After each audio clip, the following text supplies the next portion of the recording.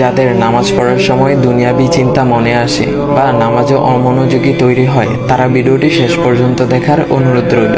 হযরত আলী রাদিয়াল্লাহু তাআলা আনহুর কাছে একজন ব্যক্তি এসেছে। তখন লোকটা বলল, হুজুর, আমার নামাজে মন বসে না। নামাজে দাঁড়ালে আমার দুনিয়াবি নানা চিন্তা আসে। হুজুর, আমার এই নামাজ কি আল্লাহ তাআলা কবুল করবেন? তখন হযরত আলী রাদিয়াল্লাহু তাআলা আনহা বলেছেন, না, তোমার নামাজ কবুল হবে না। তখন লোকটা মনে অনেক কষ্ট নিয়ে চলে যাচ্ছেন। এমন সময় রাসূল সাল্লাল্লাহু আলাইহি ওয়াসাল্লাম এসে হযরত আলী রাদিয়াল্লাহু তাআলা আনহুকে জিজ্ঞাসা করলেন, ইয়া আলী, আপনার কাছে লোকটা কেন এসেছিল? এসে দেখি মন খারাপ করে চলে গেল। কেন, কি হয়েছে আমাকে বলুন। তখন আলী রাদিয়াল্লাহু তাআলা আনহু বলেন, তিনি আমার কাছে জানতে এসেছেন যে নামাজে দুনিয়াবি চিন্তা আসলে নামাজ হবে কিনা। আমি বলেছি, না, তোমার নামাজ কবুল হবে না। রাসূল সাল্লাল্লাহু আলাইহি ওয়াসাল্লাম তখন বলেন, ইয়া আলী, আপনাকে আমি একটা চাদর উপহার দিতে চাই, তবে একটা শর্ত আছে। আলী রাদিয়াল্লাহু তাআলা আনহু খুশি হয়ে বলেন, ইয়া রাসূলুল্লাহ, কি শর্ত তা বলুন, আমি আপনার সকল শর্ত মেনে নিব। বুঝতেই তো পারছেন রাসূল সাল্লাল্লাহু আলাইহি ওয়াসাল্লামের চাদর বলে কথা। তখন রাসূল সাল্লাল্লাহু আলাইহি ওয়াসাল্লাম বললেন, ইয়া আলী, আপনি যদি এই মুহূর্তে 2 রাকাত নামাজ একনিষ্ঠভাবে পড়তে পারেন দুনিয়াবি সকল চিন্তা দূর করে, তাহলে আমি আপনাকে সেই চাদরটি উপহার দেব। আলী রাদিয়াল্লাহু তাআলা আনহু বলেন, এটা তো সাধারণ ব্যাপার। আলী রাদিয়াল্লাহু তাআলা আনহু তখন নামাজে দাঁড়িয়ে গেলেন আর তিনি নামাজ পড়তে শুরু করলেন।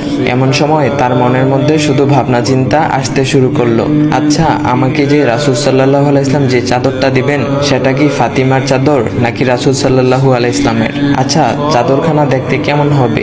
এই বিভিন্ন বিষয় নিয়ে ভাবতে লাগলেন। তিনি ভুলেই গেছেন যে দুনিয়াবি চিন্তা নামাজে আনতে রাসূল সাল্লাল্লাহু আলাইহি ওয়াসাল্লাম নিষেধ করেছেন। এর মধ্যে আলী রাদিয়াল্লাহু তাআলা আনহুর নামাজ পড়া শেষ। আলী রাদিয়াল্লাহু তাআলা নামাজ শেষ করে রাসূল সাল্লাল্লাহু আলাইহি ওয়াসাল্লামকে বলতেছেন, ইয়া রাসূলুল্লাহ, আমি আপনার শর্ত মেনেছি, এখন আমাকে চাদরখানা উপহার দেন।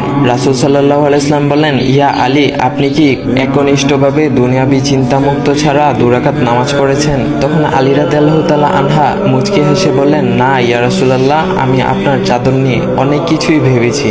তখন রাসূল সাল্লাল্লাহু আলাইহি ওয়াসাল্লাম বলেন, ইয়া আলী, নামাজ তোমারও হয়েছে, আর তুমি যাকে নামাজ হবে না বলে ফতোয়া দিয়েছো, তার নামাজও আল্লাহ তাআলা কবুল করে নিয়েছেন। শোনো আলী, দুনিয়াবি চিন্তা দ্বারা নামাজ বাতিল হয় না, নামাজ মহান আল্লাহ তাআলা কবুল করে নেন। সকল ফরজ নিয়ম কানুন মেনে নামাজ পড়লে নামাজ হবে ইনশাল্লাহ। তবে আমাদের সকলের উচিত নামাজ আদায় করার সময় একমাত্র আল্লাহকে স্মরণ করে নামাজ আদায় করা। নামাজে দাঁড়ালে দুনিয়াবি চিন্তা মাথায় আসে, এটা শয়তানের একটা ফাঁদ।